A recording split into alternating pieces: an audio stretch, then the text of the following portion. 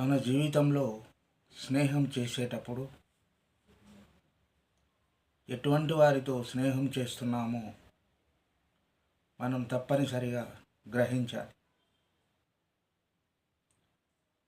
మనం న్యాయంగా ఉన్నా, మన వ్యక్తిత్వం మంచిగా ఉన్నా,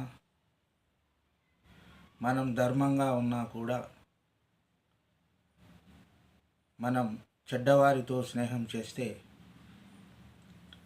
మన యొక్క పేరు అనేటటువంటిది చెడుగానే మారుతుంది. అదేవిధంగా మంచి పాలలో ఒక విషం చుక్క పడితే పాలన్నీ కూడా మొత్తం విషంగానే మారుతున్నట్లుగా మన యొక్క జీవితంలో స్నేహం అనేటటువంటిది మంచివారితోనే చేయాలి. అదేవిధంగా మనం రామాయణంలో చూసుకున్నట్లయితే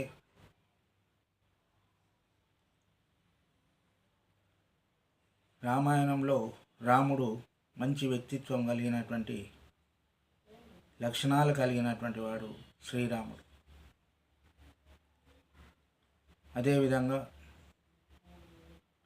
సుగ్రీవుడు రామునితో స్నేహం చేసి విజయాన్ని సాధించాడు.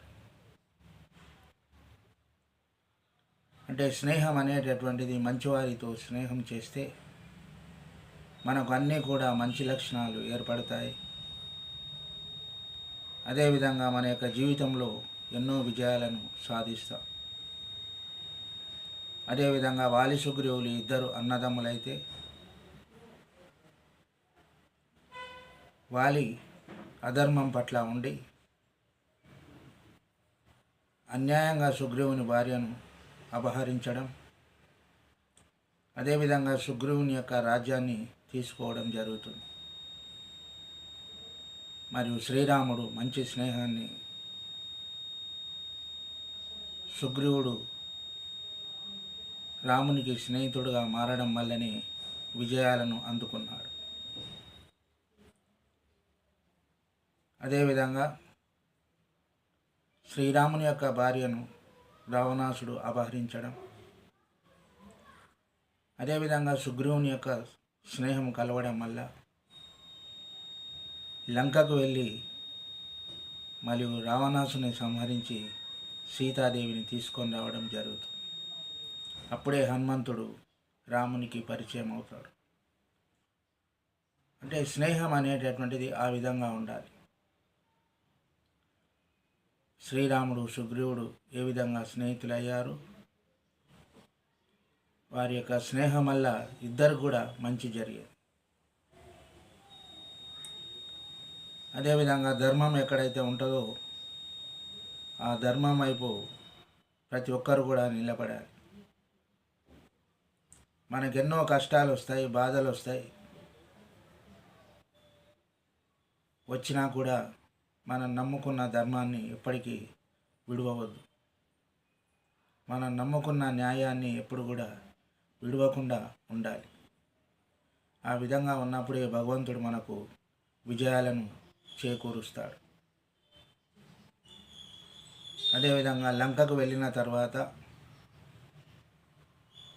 మరియు రావణాసుడు అతని యొక్క తమ్ముడు విభీషణుడు రావణాసునికి ఎంతో చెప్పి చూస్తాడు. అన్నా రావణ, శ్రీరాముడు మన దేశానికి కానీ మన రాజ్యానికి కానీ మనకు కానీ ఎలాంటి ఆపద కలగజేయలేదు. మరియు సీతమ్మను ఎప్పుడైనా కూడా శ్రీరామునికి అప్పచెప్పమని రావణాసుడికి విభీషణుడు చెప్తాడు. అంటే ఆ యొక్క మాటలు రావణాసునికి నచ్చవు. విభీషణుడిని నిందిస్తాడు. అప్పుడు విభీషణుడు రాముని వైపు ధర్మం ఉంది, రాముని వైపు న్యాయం ఉంది అనేటటువంటి ఉద్దేశంతో సొంత అన్న అయిన రావణాసుని విడిచిపెట్టి రాముని దగ్గరికి వెళతాడు. అంటే ధర్మం ఎటువైపు ఉందో అటే విభీషణుడు వెళ్ళడం జరుగుతుంది. అప్పుడు రావణాసుడు యుద్ధంలో చివరి రోజు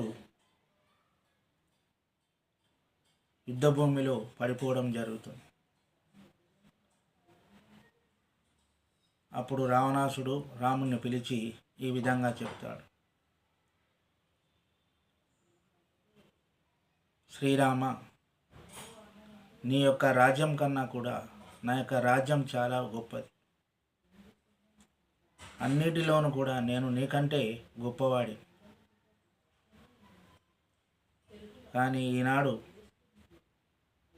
నీ తమ్ముడు నీ దగ్గరే ఉన్నాడు, నా తమ్ముడు కూడా నీ దగ్గరికే వచ్చాడు. అందుకోసం ఈ యుద్ధంలో నేను ఓడిపోయాను. ఎందుకంటే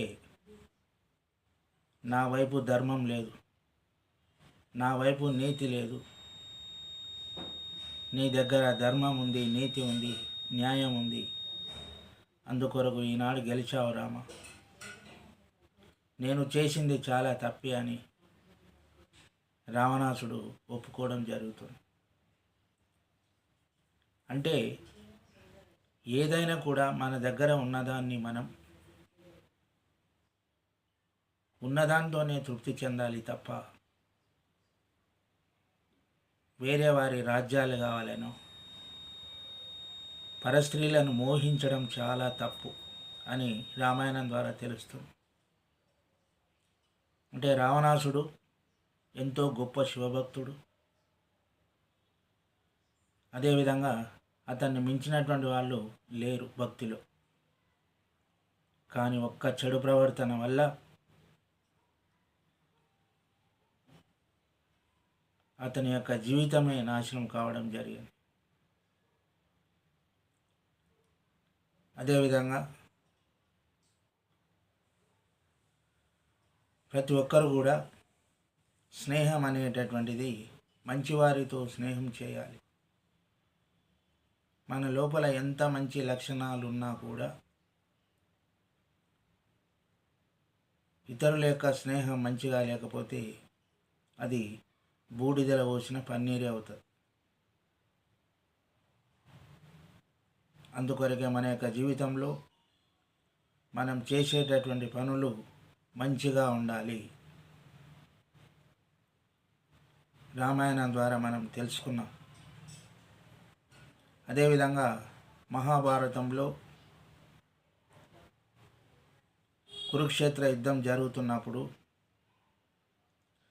ఆ యొక్క కురుక్షేత్రంలో కర్ణుని మించినటువంటి వాళ్ళు లేరు.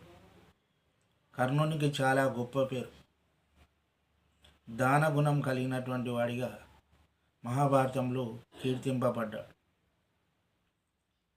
మరియు అటువంటి కర్ణుడు అర్జునుని యొక్క చేతిలో బాణానికి గురై కింద పడిపోతాడు. అప్పుడు శ్రీకృష్ణుడు అతని దగ్గరికి వస్తాడు. కృష్ణ, నేను దానగుణంలో మించినటువంటి వాడని అందరు అంటారు. కానీ ఈనాడు నేను ఎవరికి మోసం చేశాను, ఈ విధంగా యుద్ధంలో కింద పడిపోయాను, ప్రాణాలకు విడుస్తున్నాను అని కృష్ణుణ్ణి అడుగుతాడు. అప్పుడు కృష్ణుడు చెప్తాడు: కర్ణ, నీవు అన్నిటిలో కూడా మంచి పేరు ప్రఖ్యాతులు కలిగినటువంటి వాడవు. కానీ దుర్యోధనుని పక్కల నిలబడ్డావు. దుర్యోధనుడు అధర్మపరుడు. పాండవులకు రాజ్యాన్ని ఇవ్వక వాళ్ళని ఎన్నో బాధలకు గురి చేశాడు. మళ్ళీ అలాంటి దుర్యోధనునితో నీవు స్నేహం చేశావు. నీకు ఎంత మంచి పేరు ఉన్నా, ఎంత త్యాగధనుడవైనా చివరకు నీకు మిగిలింది ఇదే. అంటే మనం నడిచే దారి న్యాయ మార్గమై ఉండాలి. మనం నడిచే దారి ధర్మం వైపు ఉండాలి.